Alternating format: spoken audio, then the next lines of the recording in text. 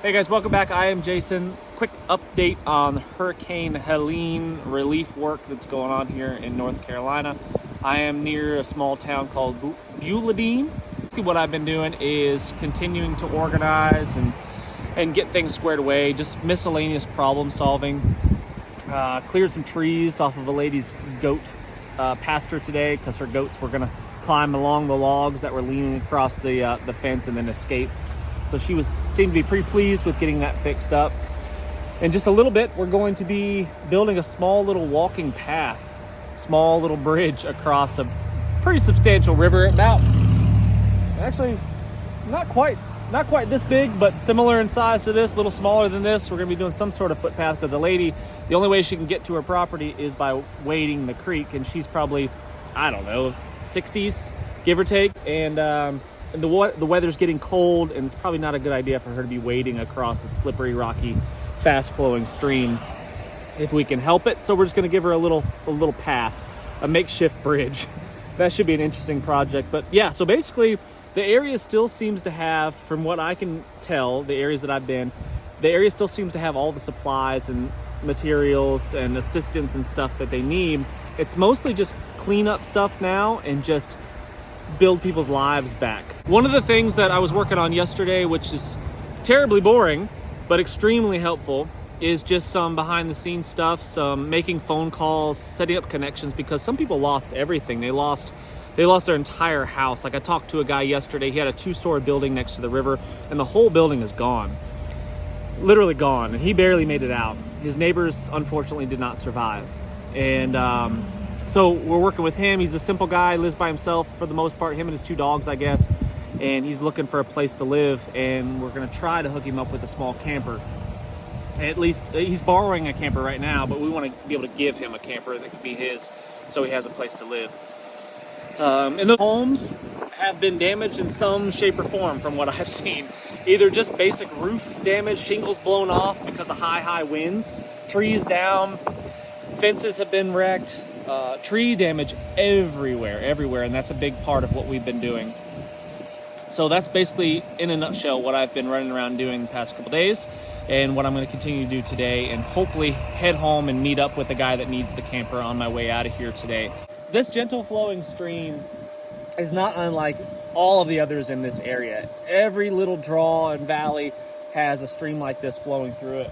And this thing got crazy. I mean, the water, you could see where, and there's 2 TVs down here that were not there before. Those came from upstream somewhere. I'm surprised this guy's hay bales are still there because all that was underwater.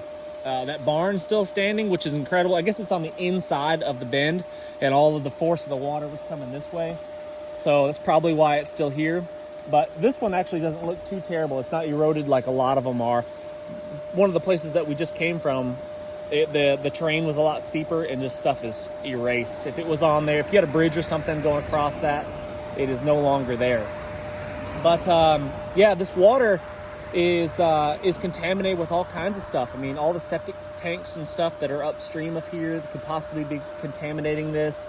All the chemicals from fertilizers and things in the barns and garages and workshops and things are now in this river, and it's just a mess. It is nasty. Broken glass and shards of metal and just trash everywhere, up in the trees and stuff. Again, this is a pretty good example of what it looks like around here. This isn't too nasty, but there's some places that are just littered with cars and just name it. But yeah, the creeks. All these creeks over here have cars in them. Yeah, little tiny, not the rivers, little the tiny creeks that you could step across have cars in them that are like turned over and twisted and crushed like they tin look cans. like a trash compactor has just trashed them, and it's in the creeks, not the rivers. Doesn't get affected too bad. This one's actually this is the nicest, pretty good spot shape. I've seen. You can't really tell that it flooded too badly right here, but yeah, that's not the case for a lot of the little streams around here.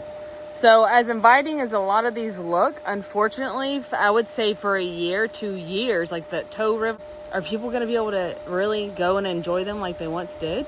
Oh, yeah. I mean, it's sad. Yeah, I mean, as far as like recreation purposes, these rivers and stuff around here, you do need to be careful. There's a lot of glass and metal and pieces of houses, stuff, all kinds of stuff in here, let alone the chemicals and just bacteria and diseases that might be in a lot of these waters, especially the bigger rivers, like going through Asheville and all that. Man, that river's probably a gross mess right now. I would probably stay far away from that if I could help it. So it's going to be years in recovery before it kind of goes back to what it used to look like.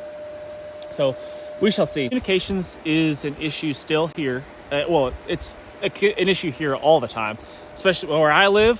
Cell phone service is spotty at best, even in the best of times. So right now, communications are really down. Cell phone service is still not really much of a thing. It's getting better. It's getting better each and every day. The power crews, the linemen have been working kind of around the clock, literally around the clock, to get power back up. A lot of places have power now. The community center that we're working out of still doesn't have power, but a lot of the homes and stuff are getting it back. So that's the thing. But communications are still an issue. Communications as far as weather reports and weather alerts and stuff before this storm came in, people's cell phones didn't work. They didn't have a way to know that danger was in the area per se. Some did, some didn't. It just depends on where you were. Sirens, it depends on where you are. It may or may not have been effective. A lot said they didn't hear. A lot of people don't even know what to do if they hear a siren going off, other than just take shelter inside your home. If you were taking shelter inside your home and your home was in the riverbank, then that was a bad place to take shelter. Like the guy that I talked to yesterday evening that we're going to go see today by the river, he had to escape his home. He had to leave his home, flee, and run up the hill to escape the river that literally took away a 2-story building by the river. So his neighbors didn't get out. They didn't survive the raging river. Communications, having a network of people and friends on radios could have been helpful. And then I would say, if we receive warnings all the time, tornado warnings and flash flood warnings, we get that stuff all the time. And generally speaking, it's not something that's of concern, because it's going to affect such a small window, a small narrow corridor of people. But just depending on where you live, you do need to heed those warnings. You need to take them seriously, and at least at a minimum develop some sort of plan if you get one of those warnings, so you can act fast and act accordingly. Like if my home, for example, I live in the river bottom. If I was to get a flash flood warning in my area, usually I wouldn't take it super seriously. I mean, I might be like, I'll check the river level and see what's going on. But I would never really expect a wall of water to come rushing down the valley and sweep my home away. So in the future, I'm going to be taking stuff like that a little bit more seriously, especially if I've seen the weather forecasts and I know that there's going to be a ton of rain coming to our area. Just have a plan so you can act fast and act accordingly and get your family to safety. Running up the hills would have been that's how the guy saved himself, as he ran up the hill behind the house and got to high ground. But the winds here were crazy. Like I've mentioned in previous videos, there's trees down everywhere.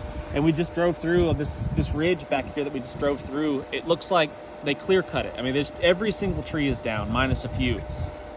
So it's a dangerous thing. The water was by far more dangerous in this situation, but the wind and the storms took a lot of trees down, and that can be extremely dangerous as well. So there wasn't really a whole lot of safe places to go in this situation. So it's things like this behind me that are just everywhere. Trees down, crushed roofs. Just gonna have to be slowly cleaned up, one piece at a time, one tree at a time. The rivers are a mess. It's just gonna take people walking the rivers, wading the rivers in canoes and stuff, and just picking up pieces here and there. And it's gonna take a long, long time to get it all cleaned back up and back in action, back in order. Lots of people have been affected by this stuff. Lots of people have seen some pretty terrible things and experienced a lot of terrible things and lost a lot of things, lost everything, lost loved ones. And it's just going to take a long time for recovery, not just physically, but emotionally as well. So lots of prayers to go to them. If you want to help, man, a lot of people want to help. A lot of people have been reaching out and asking for ways that they can help and volunteer and all those things. Still, most of the areas seem to have, you can go to do a lot of things. You can sign up to help and register in a lot of places. One of the things that we've created is bccdisasterrelief.com. So in this area right here, you can go to bccdisasterrelief.com and you can sign up as a volunteer, put down your skills, the tools that you have, and you can hopefully get paired up with a work party and get some work done, get some help done. Those are going to be everywhere, so just do some research and reach out to people and see if there's places that you could be helpful.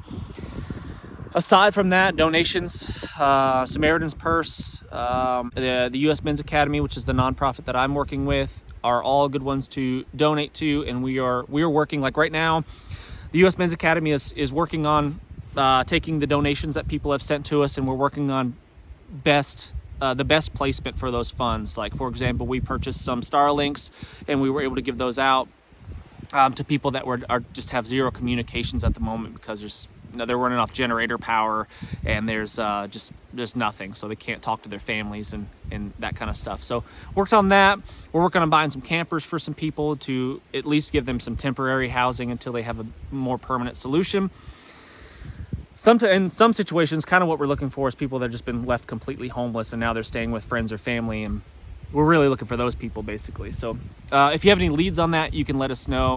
contact@usmensacademy.com. So if you have any leads on people that have been left completely homeless because of the storm, you can send some information there, get us their contact information, and then we can reach out and hopefully solve some of those problems, those big problems. But what's funny is I'm standing on freshly mowed grass. Like, somebody mowed this yesterday, probably before it rained and snowed on us, actually. It's just a stark contrast, this freshly mowed lawn and complete destruction of a barn and trees still on it over here. Maybe they need some help cleaning that up, who knows.